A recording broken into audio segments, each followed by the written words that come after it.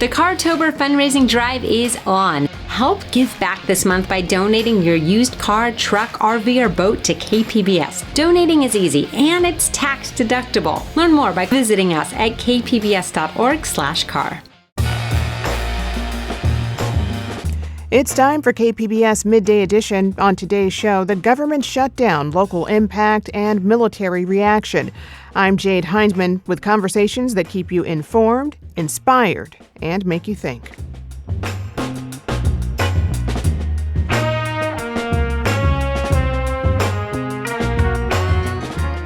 We'll talk about the deep impacts of the shutdown here in San Diego and across California. Meanwhile, active duty troops are now working without pay, how they're receiving that news, along with yesterday's meeting with top brass. That's ahead on Midday Edition.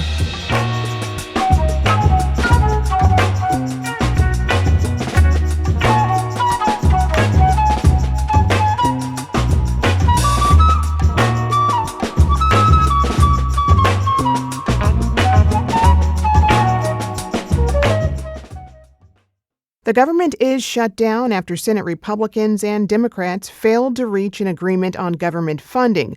Now, around 750,000 federal workers are expected to be furloughed. Many offices will be shuttered. In the San Diego region, tens of thousands of federal workers will be furloughed or forced to work without pay, and that's according to figures from Democrats on the House Budget Committee. Congressman Mike Levin joins me now to discuss the impact of the shutdown here in San Diego County. He represents the 49th District, which includes parts of San Diego's North County and South Orange County. Congressman, welcome. Thank you, Jade. Good to be with you. Nice to have you. So how is the government shutdown affecting San Diego families?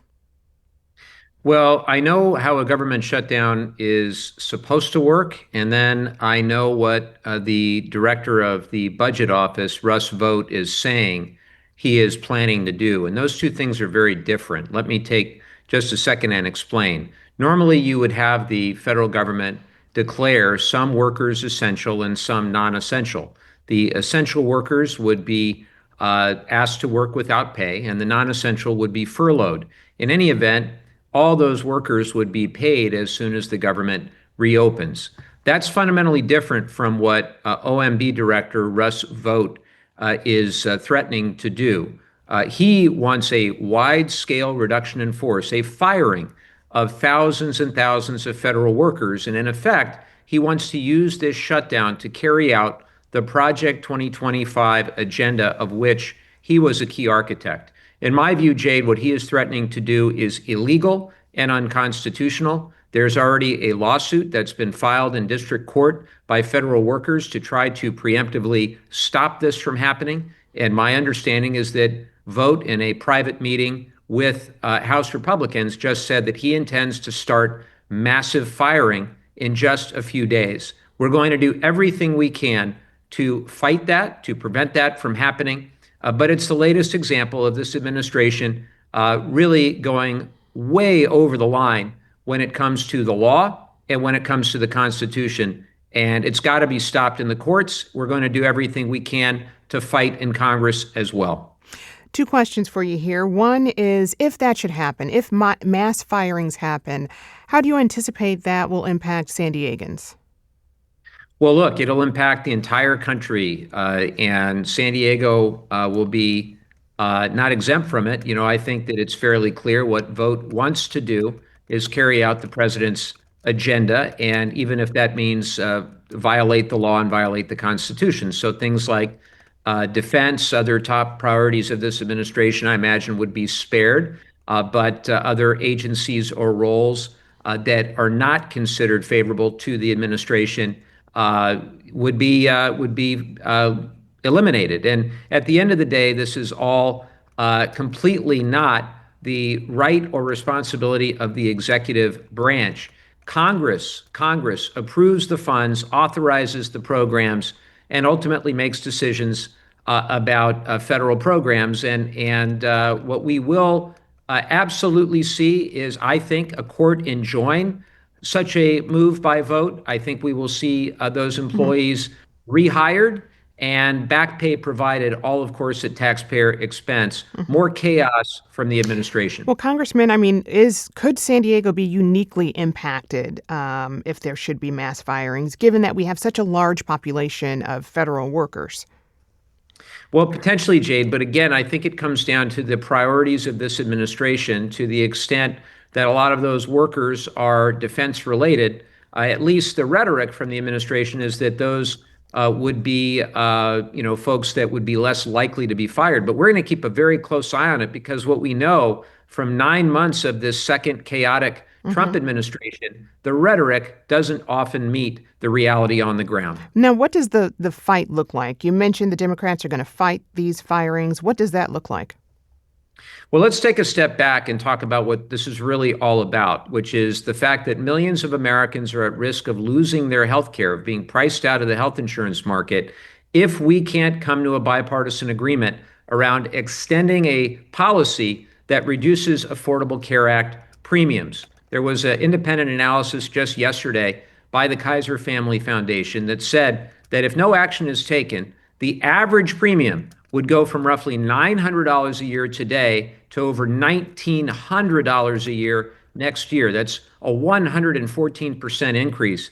For one example, a family, a 60-year-old couple making $85,000 a year, they would have to pay an extra $22,600 for their health care next year. It's simply unacceptable. And what you'll see as a result, the estimate is roughly 660,000 Californians, uncovered California, will be priced out of the market. They will not sign up again for health insurance. 5 million nationwide. And all we are asking is let's step in on a bipartisan basis and prevent that from happening. There are Republicans in the House who've introduced legislation, along with many of us on the Democratic side, that want to work together. But this speaker, Mike Johnson, appears to do whatever the administration, whatever the president wants, rather than a lot of times what his own members want, Jade. So we're stuck. We're stuck right now. And we've got to get back to some bipartisan common ground. Yeah. Congressman, of course, we know and understand why this shutdown is happening. But what I'm asking is how would you intend to fight for folks who may be caught up in mass firings as a result of this shutdown? Well, it'll be fought in the courts, for one. And I know that a district court lawsuit was just filed yesterday in anticipation of what might happen, what Russ Vought might intend to do. I can tell you that I'm already on probably around 15 amicus briefs of different cases being adjudicated through the federal courts, and this would certainly be 16. I would absolutely try to assist with an amicus brief in any way possible. But again, it's litigation, it's communication, it's mobilization. We don't have the majority, obviously, right now in the Congress, but we do have other tools in the toolkit, and I will do everything I can to fight for these federal workers. These are workers that do everything from process our Social Security and veterans benefits to keep our air and water clean, to make sure that we have food safety. I mean, you name it. And to demonize, to villainize the federal workforce writ large, as this administration is doing in this reckless, illegal, unconstitutional way, is just beyond the pale. You mentioned the tax credits, and under the Inflation Reduction Act, those health insurance credits were set to end at the end of 2025. Why was that date initially set within that act? Well, because we were using budget reconciliation for the Inflation Reduction Act, we were only able to have the tax credits extend to that budget window, to the end of the following fiscal year, and then on into the end of the calendar year. And so originally it was 2021 that the credits were put in place as part of the American Rescue Plan, then extended as part of the Inflation Reduction Act. But so long as we're using budget reconciliation, we're bound by those rules. What I would like to see instead is a bipartisan vote to extend those credits permanently, or at least longer term. The cost associated with doing so pales in comparison to millions of people falling off the healthcare system, which increases premiums and out-of-pocket expenses for everyone, not just those on the Affordable Care Act, Jade, but if you have health insurance at all, if it's employer-sponsored health insurance, if it's private health insurance, all will be impacted. And just the same, because of what the Republicans did with their reconciliation bill this past summer, just a few months ago, it's not just the ACA, it's not just Medicaid, it's Medicare as well. They added $3 trillion to the debt, meaning there'll be a mandatory $500 billion cut to Medicare. So everyone's health care will be made worse because of what the Republicans did this past summer. We are fighting about the ACA right now. We are advocating to extend the credit for the ACA right now because people are receiving notices now. In October, they will receive a notice of how much higher their premiums will go in 2026. And again, what we are hearing is an average of 114%, Jade. That is simply unacceptable. As this fight continues and the shutdown continues, as we speak, 5 local organizations are holding a press conference about how they will help military members whose paychecks will be delayed during this shutdown. One of those organizations is Feeding San Diego, but couldn't their funding also be impacted by this shutdown? I mean, how could that impact their ability to serve those families? Well, let me first say, Jade, that I strongly support the Pay Our Troops Act, which says that even in the event of a shutdown, we need to make sure that our active duty military are taken care of and are paid for the service that they are providing this nation. And I'd like to see a floor vote on that legislation. That being said, you're absolutely right that organizations like Feeding San Diego are going to be hard hit. In the event of a shutdown or even in the event of this budget, and the Republican bill from this past summer, which decimates SNAP and food assistance, that will really hurt millions of Americans who are right on the edge. You know, everybody in Washington is talking a good game about lowering prices, but what the Republicans have done will actually increase healthcare costs. What they've done on tariffs increases grocery costs and food costs. So, you know, for all the promises made during the campaign, all I see for the average San Diegan are higher prices as a result of the policies of this administration. I mean, how would you respond to those who say that who are really just frustrated with this shutdown, and who may be pointing the finger at Democrats? I share their frustration, Jade. And look, I am here in Washington, D.C., and have been this week, ready to negotiate in good faith. I'm on the Appropriations Committee. I'm even on the Conference Committee as selected by the ranking member of the Appropriations Committee to negotiate on a bipartisan basis to find those areas of common ground and to reach agreement on spending. But the reality is that Republicans aren't even here. The Speaker of the House decided to keep his members home. And I have no idea why that would be. I think that's a huge dereliction of duty. I think it's completely the wrong move. And look, we're not going to agree on everything, Democrats and Republicans. But on Monday, when the president finally had the congressional leaders into his office, what we heard, the readout that we got, is that the president, without the cameras rolling, was mostly in listening mode. He wasn't in deal-making mode. He wasn't offering much substance. He was in listening mode. And then our leader, Hakeem Jeffries, came and briefed us on that discussion with even a bit of optimism about maybe the discussion around the ACA tax credits had actually broken through. It was only a few hours later that the president then launched the first of these mean-spirited, childish, incredibly disturbing social media posts denigrating Hakeem Jeffries and Leader Schumer, making it all but impossible for us to have any kind of good faith negotiation at the 11th hour on Tuesday. Now, of course, even if the Senate had come to an agreement at the 11th hour, that would have required then the House to consider whatever they agreed to, and Johnson didn't even have his people here. So the whole thing was just entirely unserious on the part of both the President of the United States and the Speaker of the House, neither of whom are exhibiting any leadership whatsoever in this moment. And what do you say to those who are going to be impacted and really don't want to hear about who's to blame, but instead want a resolution to this shutdown?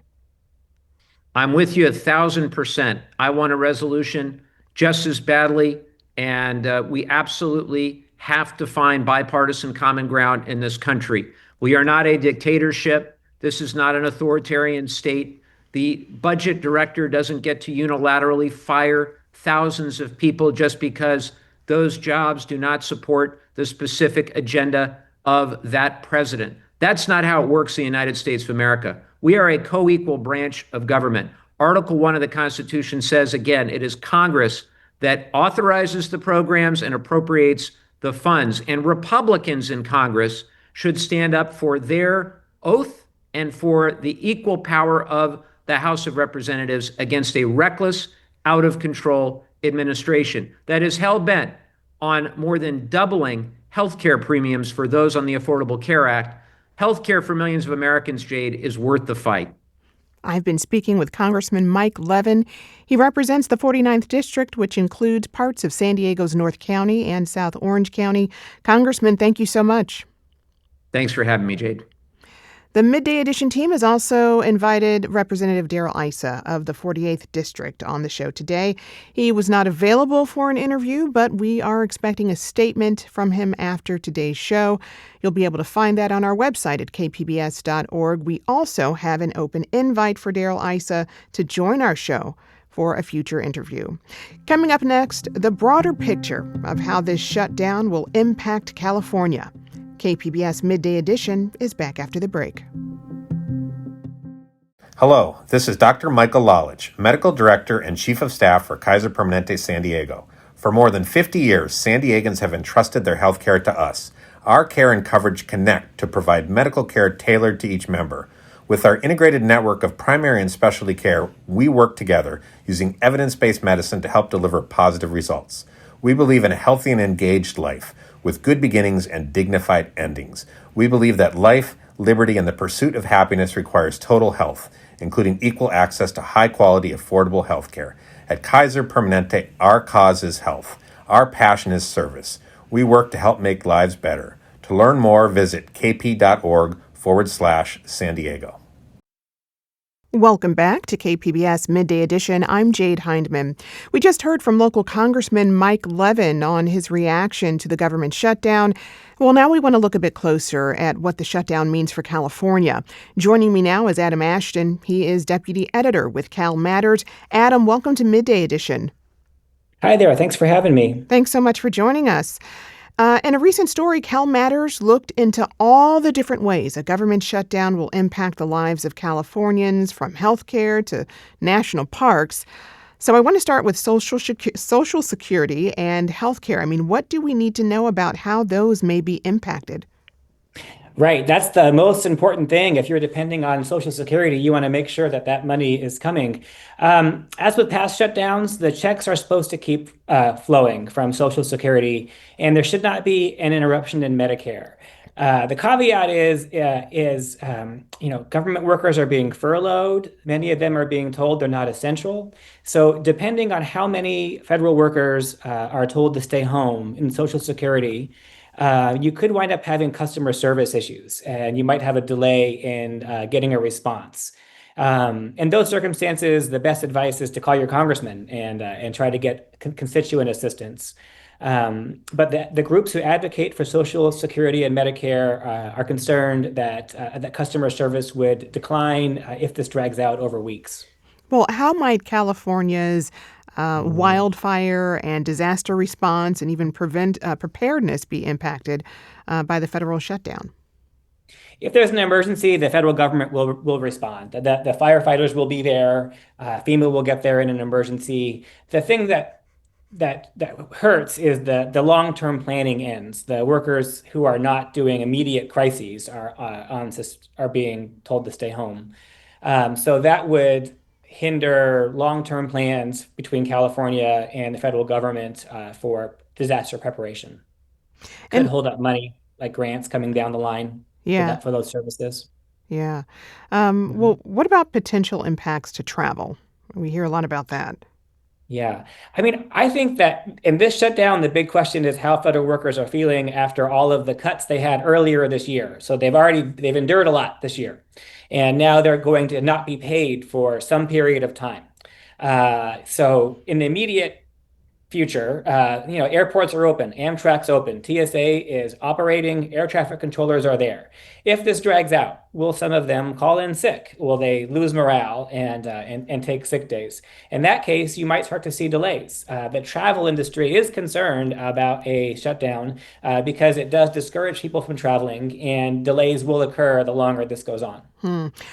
California has about 9 national parks. What do we know about the state of those during this shutdown? There was new guidance that came out last night, and they're considered partially open. So during the 2013 shutdown, during the Obama administration, national parks were shut down. You couldn't go in. And that was what the administration felt was appropriate to protect the parks. When the government shut down during the Trump administration, the first Trump administration, they left the gates open and there was not really staff. So maybe you remember there were lots of pictures of garbage piles mounting at different national parks like Joshua Tree and Yosemite because people were going to the parks, but there was no one there to clean up and maintain the parks. This time, they're having like a partial shutdown. So some national parks employees are on staff. They're meant to keep the bathrooms open, prevent the garbage from piling up. But the visitor centers are closed down. And if so many people go that there's a safety risk, the National Park Service is expected to close down parks. But right now, they're partially open. It's like one thing impacts another thing. So if national parks are not able to sort of maintain those grounds, does that at all raise the risk then for wildfires? Well, I mean, at this time of year, I'm in Sacramento. We've had some rain, so I feel good about that. I don't know how you are down there, but sure, yeah, if people are out there being boneheaded and not paying attention to the grounds, yeah, sure, that you could have a disaster, an accident happen that way. I can see that. Yeah. Well, how many Californians are at risk of not being paid during this shutdown? Just curious on that one. Oh dear, yes. This is where it really hurts our local economies. There are 150,000 civilian federal employees in California. They won't be paid. Who knows how long? We also have about 160,000 military service members who will not be paid for the foreseeable future. I understand they were paid today, but they would not get paid October 15th. So in your community, that's really serious. You have about 130,000 sailors and Marines who won't be getting paid if this drags out. Yeah. I mean, Adam, do you have any sense of what that could mean for our local economies? Well, I covered the 2013 shutdown in the military community in Washington State, and people spent less money. People were uncertain of what they could do. There was a lot of anxiety, even for civilian workers, if they were told to stay home and told they were not essential. That raised concerns for them about how long they would have their jobs. I mean, you wouldn't like to be told you're not essential at your work. So even if they kept their jobs, it kind of made a lingering morale problem. So for your community, yeah, I'm sure people won't be going out if they're not going to get paid to keep their households to keep their household budgets in order. Yeah. Yeah. Well, you mentioned essential workers and non-essential workers. I mean, can you talk about how that designation is actually made? Oh my gosh. I was reading Military Times just to get ready for this interview, and these decisions come down at the last minute. You don't know. It could be last night, could be today. You're told whether you're essential or not essential. Each military installation is making decisions differently. In some places, childcare is open. In some cases, it might not be. So that's pretty difficult for families to navigate. Yes, you would not know if you're essential or not until your boss tells you that answer. That And must, it's different for every agency. yeah, that uncertainty must be a source of stress for a lot of workers. Why is it unclear? Why is there not just a clear-cut answer to that? I was thinking about that. I think in the Obama presidency, there was more telegraphing of what would shut down. And I think that reflects the Democratic worldview. Like when the government shuts down, you're going to lose these things you like. And won't you be upset if the government shuts down? In a Republican administration, I think there's more of an emphasis on powering through and saying maybe we didn't need this many workers anyway. There's less telegraphing of what will close prior to the shutdown, at least in my observation watching these 3 shutdowns in the last dozen years here. Do you have a sense of like which types of federal workers are deemed essential and which are not typically? So again, emergency personnel, people with security jobs, they have everyone in the military, everyone in uniform is essential. They're working, they're just not being paid. Beyond that, it's how many people does Social Security have to have on staff to make sure the checks go out? How many people does the Navy hospital have to have on staff to be prepared for the people who have medical emergencies or medical appointments that can't be delayed? Those decisions come down pretty late in this process each time.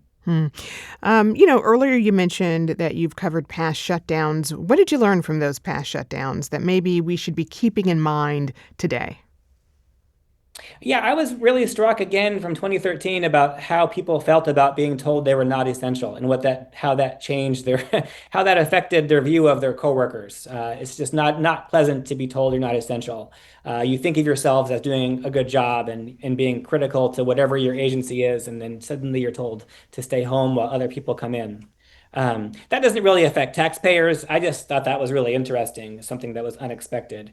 For taxpayers, I would be concerned about long-term damage to these agencies, especially after the tumult they've had this year with staffing cuts just across the board of the federal government. Do you find that workers who are furloughed or not being paid, that they just sort of go find work somewhere else? Because who can Well, I afford mean, not to draw a paycheck right now? sure, you could get temporary work in the time being. They will get paid in the end, right? When there's a deal, they will get back pay. They're made whole. Yeah, But if eventually. this goes on for 3, 4, or 5 weeks, then you have a hard time managing your house, I'm sure. So how long can you hold out is the question there. I don't know. I mean, government jobs, people are drawn to them for the stability usually. So I mean, I don't think you'd be quick to leave if you thought you had a good thing.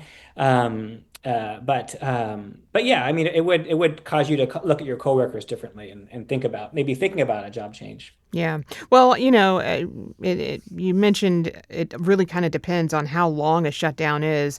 I'm also curious about, things like healthcare that may not be impacted in the near term. But how does the picture change if this is a lengthy shutdown?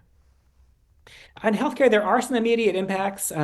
We reported that tribes who rely on federal funding for healthcare could have an immediate impact in the availability of healthcare. More long term, I don't think you would see problems right away. There will be a diminishment of social services like food stamps or WIC that could happen. Hasn't been said yet, but that might be something that happens soon. Um, I think that the issue with Medicare and Medicaid will be more long-term. If people aren't going to work, that means that the long-term planning isn't happening. The contracts aren't being written. The grants aren't going to be administered.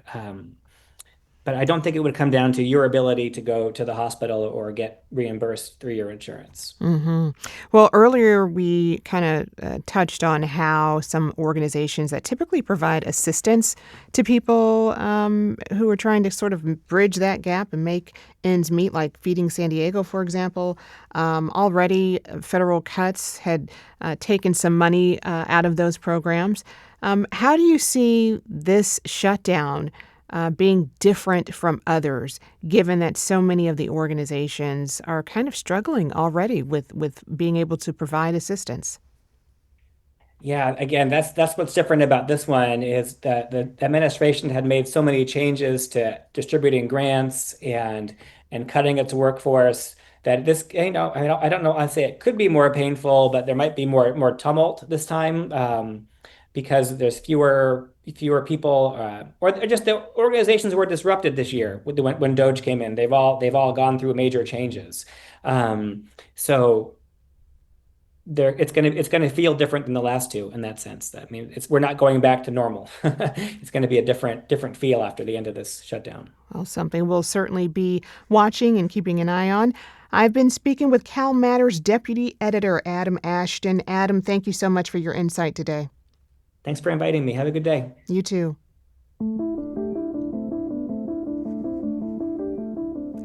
Coming up, we hear about a shift in policy for the U.S. military after yesterday's meeting with Hegseth and military leaders. KPBS is back after the break.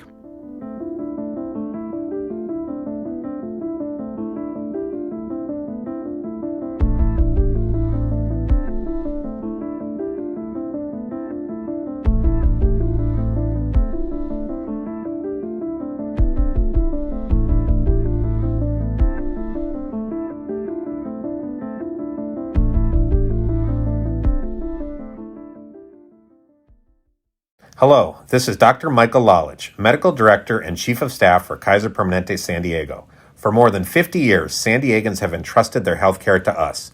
Our care and coverage connect to provide medical care tailored to each member. With our integrated network of primary and specialty care, we work together using evidence-based medicine to help deliver positive results. We believe in a healthy and engaged life with good beginnings and dignified endings. We believe that life, liberty, and the pursuit of happiness requires total health, including equal access to high-quality, affordable health care. At Kaiser Permanente, our cause is health. Our passion is service. We work to help make lives better. To learn more, visit kp.org/San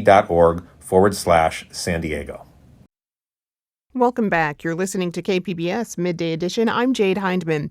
All right, yesterday, President Trump and Defense Secretary Pete Hegseth gathered hundreds of military leaders in Marine Corps Base Quantico, Virginia, in what is being described as a highly unusual meeting. Well, today is another Liberation Day. The liberation of America's warriors, in name, in deed, and in authorities. You kill people and break things for a living. You are not politically correct and don't necessarily belong always in polite society. There, Hegseth also announced a series of new directives for troops in his effort to overhaul military culture from what he says is woke garbage to a warrior ethos, his words. I'm here live with KPBS military and veteran affairs reporter Andrew Dyer to talk about some of his big takeaways and what these policies could mean for San Diego. Andrew, welcome to the show. Thanks for having me. Always glad to have you on. So before we get into the weeds of this meeting, I have to ask about the shutdown and its impact on the military here. What are you seeing or anticipating? Well, these things are very, anxiety inducing, right? So your last guest said folks got paid on the 1st, but that paycheck on the 15th is up in the air. So, it creates uncertainty and anxiety for these military families. A lot of them are either single income or they rely on that military income as their primary income. So with that not being certain, you don't know what's coming. So in the past, we've seen certain financial organizations like Navy Federal or USAA kind of, bend the rules a little bit and give people a little bit of time for certain bills. But I haven't seen anything specific to that so far with this shutdown. But I can imagine as the closer we get to that payday, and it not happening, we'll start to see a ratcheting up of those kind of efforts. Yeah, well, hopefully that bending of the rules and really just grace is something that will grow in this time. We touched on this earlier in the hour, but programs and organizations like Feeding San Diego have been hit by federal funding cuts already, and some of those provide assistance to military and federal workers in situations where the government shuts down and they're not getting paid. So will assistance programs be able to meet the need for help at this point in time, particularly for military families? I think in San Diego, we have a very robust network of nonprofits and these service organizations that cater to veterans and military families because we have such a concentration of veterans and military here.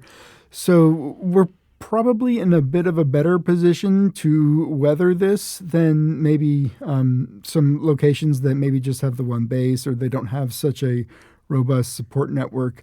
But it's going to be taxing for these organizations as well. We're coming into the holidays where they usually get a lot of do a lot of their assistance work. So who knows how that affects things down the road, but I have a lot of confidence in the nonprofit network in San Diego. I talk to these folks, I've done stories with them, and this is kind of what they're there for. Wow. Well, back to this Trump and Hegseth military gathering. There was a lot of intense speculation leading up to it. Many people have described it as unprecedented. Are gatherings like this unusual? Yes. You had basically, from what I've been told, every person with a star on their shoulder, every general, every admiral from across the globe was summoned to Virginia with their senior enlisted advisors to participate in this speech, this meeting. So you have, when I say that, we're talking about fleet commanders. The Pacific Fleet Commander, the 7th Fleet Commander, Indo-Pacific, 5th Fleet, which is the Middle East. That is I don't know if you've kept up with the news, but the Middle East is a bit of a hot spot in the globe, in the world today. So you're pulling people away from their jobs and for the purpose of what we saw. Right, yeah. Oh, because I was going to ask about that. I mean, we're in a time where tensions are high around the globe. What does that say about the timing of this? The timing, I'm not sure. I think that it really is revealing of the kind of the priorities of the administration, because Pete Hegseth, the Secretary of Defense, unlike prior SecDefs, he is a political creature, right? Like, he is a Trump guy. You heard him on Fox News for years talk about the military and complain about aspects of the modern military. And what he's done at the Pentagon is really prioritize all of the grievances that Trump does, and he's applying them to the Pentagon. And so what you saw was this spectacle, and that's kind of what we've seen from the administration, is spectacle after spectacle. How did senior military officials respond? Quietly. They didn't really respond to the laugh lines and the applause. It was a little surreal watching Trump march out on stage with, Hail to the Chief playing, and there was just crickets in the audience. And Trump himself even said, "Oh, I've never walked onto a stage with so little applause." And then he waited, and then nobody. I mean, there was really muted laughter. So, but that just speaks to the kind of the professionalism that these military leaders kind of, hold themselves to. They're not political creatures, most of them, right? And they're a little uncomfortable being put in these types of situations because there is this long tradition in the military of being apolitical. So being thrust into the political spotlight like Hegseth and Trump is demanding of them is a little uncomfortable. Right. Well, some of what Hegseth said includes we're training warriors. We're not defenders. What's behind this kind of rhetoric? I mean, this was, if you ever watched Hegseth on Fox and Friends or whenever he was on Fox, I mean, this is the same stuff he was saying on TV, 5-6 years ago. It's a real kind of G.I. Joe understanding of the way the military functions, right? Where you just kind of see it as a bunch of jets and planes and boats and explosions, and anything that isn't a jet, plane, boat, or explosion you think is wasteful and maybe not necessary. And so, it's the same rhetoric he used to use on TV, and really just no room for any nuance. Some of these new directives Hegseth announced include what he calls gender-neutral or male-level standards for physical fitness.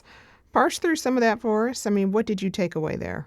So this was already the case in the military. There weren't a different set of standards for women as for men. Folks had to do push-ups and sit-ups, and I mean, that was back in my time. I think they have slightly different things today, but this is that political culture war being applied to the Pentagon. We've seen it since day one of the administration with their executive orders targeting trans people.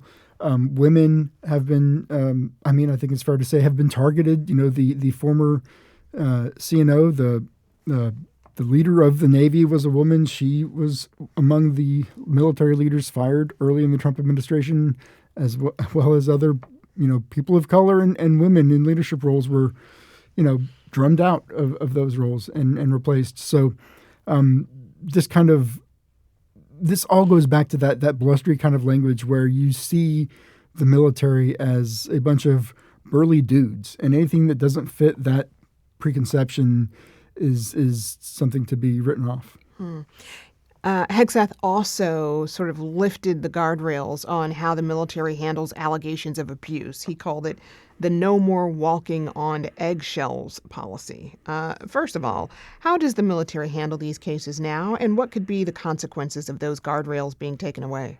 So it's a little unclear what he thinks this is going to accomplish, because all of the rules are not set by the Secretary of Defense. They're set by Congress. So the Uniform Code of Military Justice is the law that military services are adhered to. That is Congress. The JAGMAN, which is the Judge Advocate General's Manual, this is basically the law book for military attorneys. Any changes to the JAGMAN, that is something that comes from the legislator. So all of these things, like complaints about misconduct and stuff, there is a prescribed process for how you deal with that. What he's done, and I took a look at the memo, is he is trying to tighten timelines and raise the bar for the level of evidence required to launch or prolong an investigation. So instead of an administrative investigation taking 6 months, he wants it maybe 3 months, right? So just kind of tightening the timelines there so that we're not like wasting time. I'm using air quotes there, and raising the evidentiary threshold. And in the memo, he talks a lot about false reports about not specific, but the idea being that false reports are creating a burden to leadership where they're focusing on all these investigations taking forever, and they need to get rid of all that and move on. Is that true?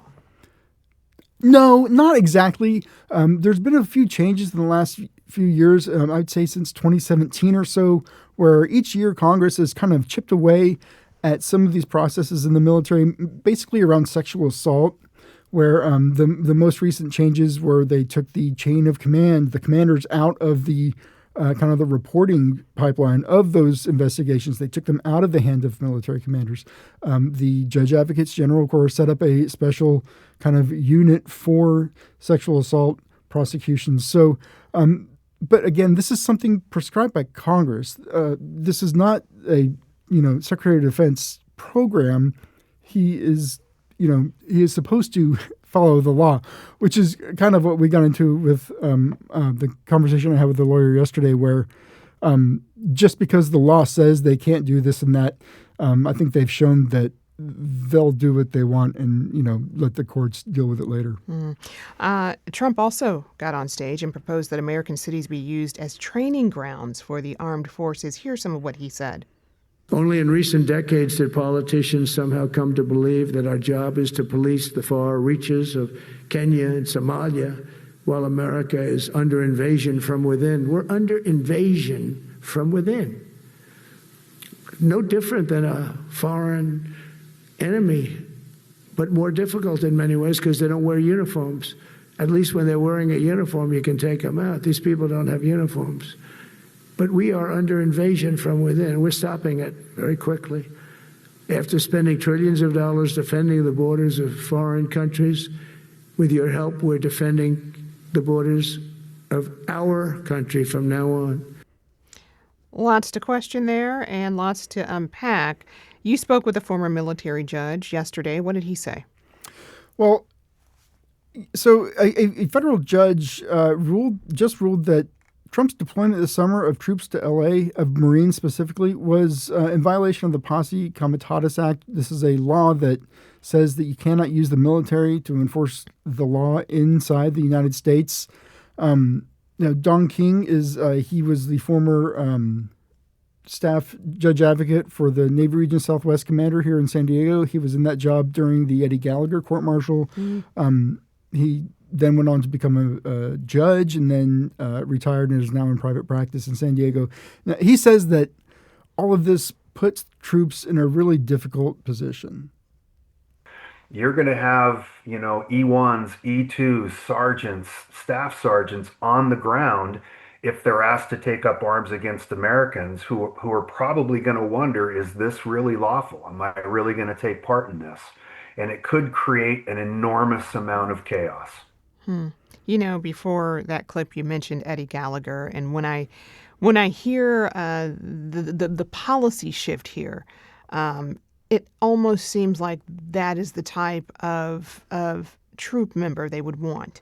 Oh, absolutely. I mean, I did a story years ago where I basically analyzed all of the Gallagher family's appearances on Fox and Friends, and how they used Fox News to essentially get Eddie, to help get him off, right? Yeah. Because Trump became involved in that case. Pete Hegseth was a big proponent of Eddie's, not just Eddie Gallagher, other accused and charged alleged war criminals as well, who were later pardoned by Trump on his way out of office. But this is totally in line with Pete Hegseth's philosophy. This is among the policy changes that he talked about in that speech. Well, briefly, as we wrap up here, what will you be following next when it comes to this story and the impact the government shutdown may have on our military community? Well, in the near term, the shutdown is something that we're going to be watching coming up to that 15th and that first missed paycheck. That's where you really would start to see the pain. So definitely keeping an eye on that.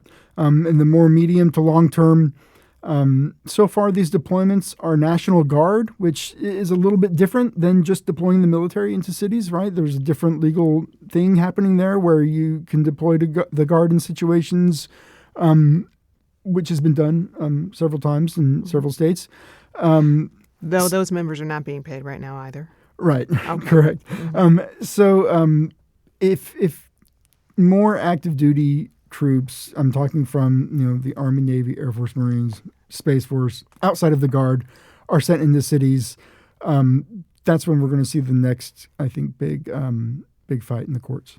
All right. I've been speaking with Andrew Dyer, KPBS military and veteran affairs reporter. Andrew, thank you so very much. Thank you.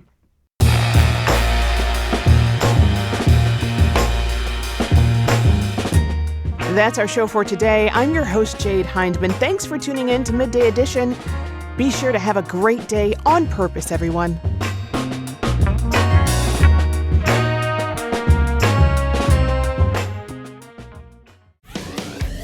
Tired of spending so much time and money on vehicle maintenance and repairs? Make this October Cartober when you donate a car, truck, RV, or boat to KPBS. Go online to kpbs.org/car to make your donation. Thank you.